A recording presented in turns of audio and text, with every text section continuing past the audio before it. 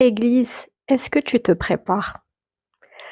Nous sommes censés être prêts. Mais ce message est destiné à des personnes, des frères et sœurs qui sont peut-être nouveaux dans la foi. Église, est-ce que tu te prépares? Je sais pas, peut-être tu as allumé les infos en ce moment.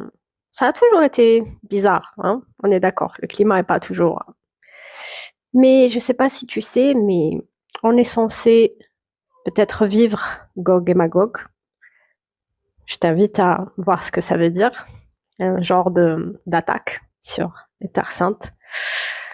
Et puis nous sommes censés voir l'abomination en terre sainte, voir l'antéchrist. Alors il y a eu beaucoup d'antéchrist, mais celui-ci est particulier. Nous sommes censés partir en tant qu'Église, car il y a l'enlèvement de l'Église. Il y a comme 7 années de tribulation qui viennent après. Donc Église, est-ce que tu te prépares? Dieu, Jésus, a parlé de 5 vierges prêtes et 5 autres vierges folles qui ne se sont pas préparées. Elles étaient toutes vierges, c'est toute l'Église. À un moment donné, elles s'endormirent parce que Jésus tardait à arriver. Et c'est notre siècle.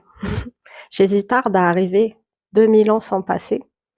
Et on s'endort parce qu'il tarde.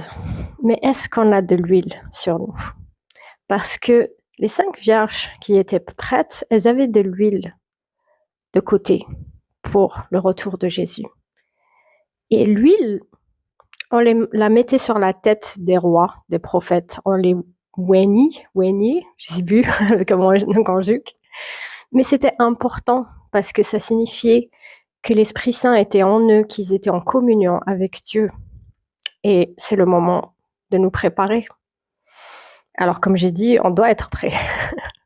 Mais vraiment, si ta famille, tes proches ne sont pas en Christ, c'est vraiment le moment de leur parler de Christ. Parle un maximum de Jésus-Christ pour que tout le monde soit sauvé. Alors, je ne sais pas si ça arrivera dans les 2 ans, dans les 10 ans, peut-être dans les 20 ans, peut-être plus. Mais ça sent le cramer. Je te bénis, souris, n'est-ce pas?